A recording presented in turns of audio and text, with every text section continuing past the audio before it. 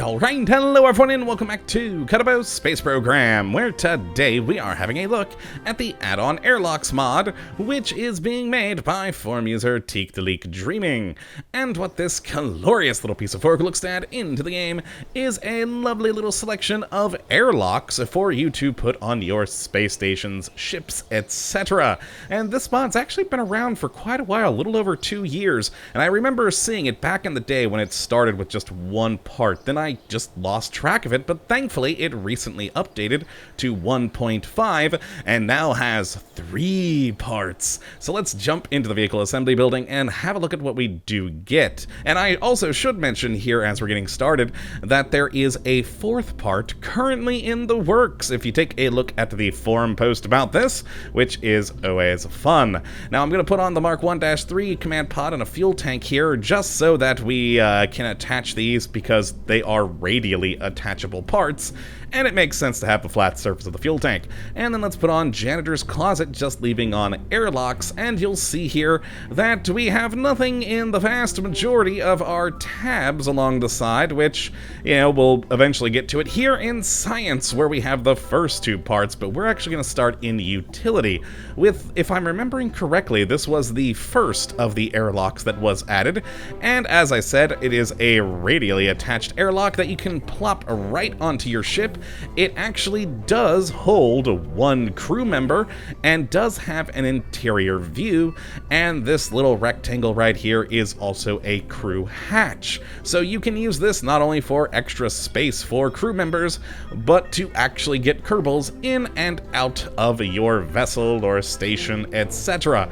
And I love that capability because, well, we can put this thing anywhere we want, and that is especially useful when you're building bases on planets. You know, the standard default parts may not have the hatch where you want it to be for that thing you're building. So with this, you can tell it where you want that hatch to be, and I just love that. Now, besides having the Kerbal, there are no other stats associated with this one, but if we go over here to science, we have the Japanese airlock, which is actually a functioning science lab, and again, holding 1 crew member, and you'll notice it looks pretty much the same. The difference between the 2 of these, if we go to tool move, is that this one's a lot bigger. It has more space. That one basically just has room for the 1 singular Kerbal. This one, still only holding a Kerbal, but it's much bigger in size, and that is always fun.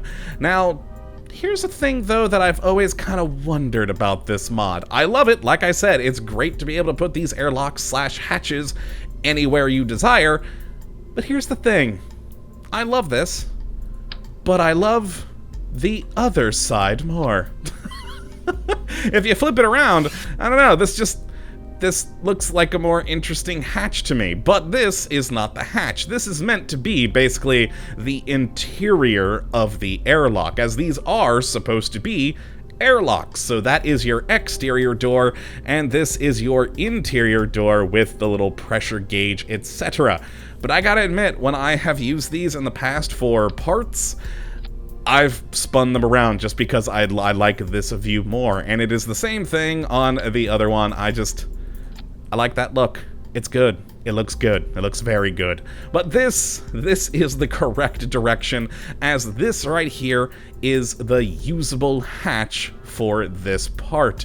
This side, if you try and get your Kerbal in and out through the hatch, it's not going to work because the fuel tank is obstructing it. But all in all, though, still cool looking and can make for some interesting aesthetic pieces of stations and whatnot.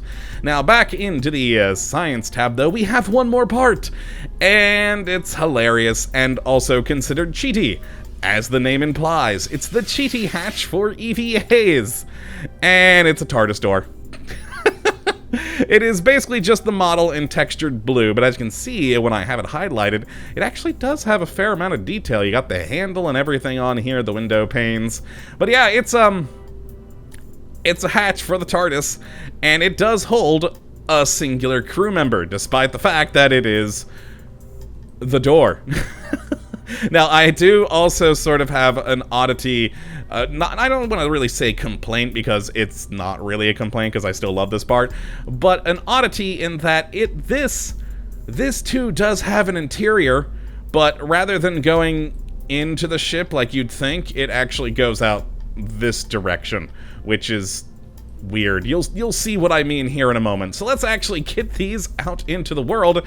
And ooh, did I leave a ship out there? Hold on, we can actually find out real quick. What's my crew looking like? I did not leave the ship outside. Okay, let's load up my test ship that I have. It was just that, wasn't it?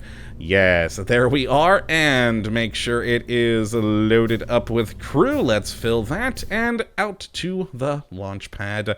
Now let's take a look at what we do get, and it is wonderful. Now, once more, we do have individual crew in these different bits. So we have Rosrim Kerbin here, we have Valentina here, and we have Tridos Kerbin here in the Cheaty hatch. And yeah, as you can see, I did flip this one around so you could get a more of an idea of what it would look like on a ship when you do have it spun around. And it looks, you know, it looks nice. Again, I realize that it is meant to be an airlock and thus interior and exterior door, but still, I like the detail on that side. It makes me happy.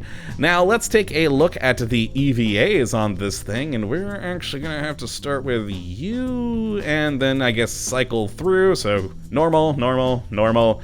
There we go. This is the larger of the two hatches, the science lab one, as you can see, with the lot more room that we do have here.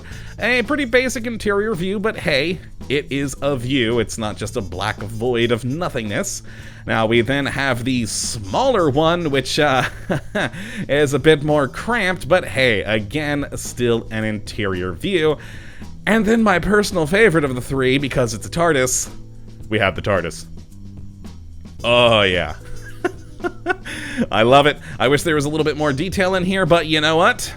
I'm a Kerbal and a TARDIS, and that is a wonderful thing. If only I could walk around. But no, I am actually sitting down, floating in the air. But hey, TARDIS. So, now let's actually jump out of there and take a look at the oddity that I was talking about with the TARDIS part. If we actually sort of angle that way and go to turn on the interior overlay, the TARDIS is over here.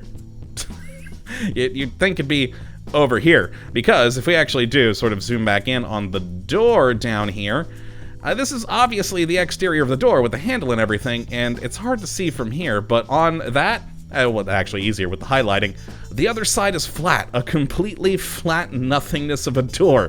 So you'd think the TARDIS interior would be going back that way, but no, it's going the other way, and also it's higher. I don't know why. So if you do try and get your crew member out of here through the hatch, they won't go. If we try and EVA them, it is obstructed. Ooh, I accidentally have that Kerbal upside down. I forgot to rotate that one. Alright, there we go. Now, as you can see on these two, the Kerbal is facing towards the exterior door, which is another way that you can tell which direction you have it. Which, of course, since I have this one flipped around, if we try to use this crew hatch, I actually do think he will get out, but it's gonna be weird, so let's give it a go. Yep, he freaked out. Oh, poor Valentina. That was just awful. So awful, I'm sorry. Whereas this crew hatch, if we EVA, they come out just fine. It's just I accidentally had them upside down, and so they knocked their head. But all in all, very cool parts. Even the amusing cheaty TARDIS door I just find hilarious and amusing. These two parts are extraordinarily useful though, and I see myself using these a lot more. And like I said earlier, there is a fourth airlock incoming that is currently being worked on. The model that he showed so far on there is looking pretty good, so I can't wait to see what it looks like when textured and completed. But that is gonna be it for this episode. So if you'd like to take a look at this mod for yourself, which I would definitely recommend you go and do, you can have a look at the link in the description as per usual. But that is going to be it for today. I hope you all have enjoyed, and that you do come back for the next episode, when hopefully we'll be looking at yet another wonderful mod. But until that time, thank you for watching, and as always, have a good one.